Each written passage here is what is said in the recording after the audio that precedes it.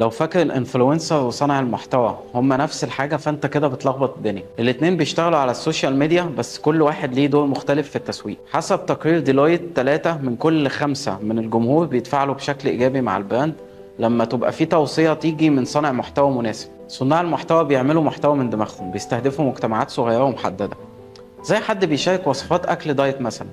الناس بتتابعهم عشان محتواهم مش عشان شهرتهم. الانفلونسرز دول شبه المشاهير الصغيرين، عندهم براند شخصي وبيشتغلوا مع الشركات علشان يوصلوا الرسالة بتاعتهم لجمهور واسع. الشركات بتستخدم صناع المحتوى علشان تزود التفاعل بتاعها، توصل لمجتمعات في تخصص معين وتأثر على اختياراتهم في الشراء. وتستخدم بقى الانفلونسرز علشان تزود الوعي بالبراند، توصل الرسالة لجمهور أوسع، تأثر في اختيارات في بداية ونص الفانل التسويقية. خد بالك من حاجة، صانع المحتوى مش عايز فلوس وخلاص، وعايز يبني كارير مع البراند بتاعك.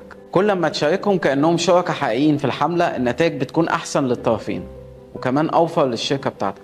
لو حسيت إنك ضيعت فلوس على انفلونسر قبل كده قول لي تحت، وعد مني مش هسألك ليه.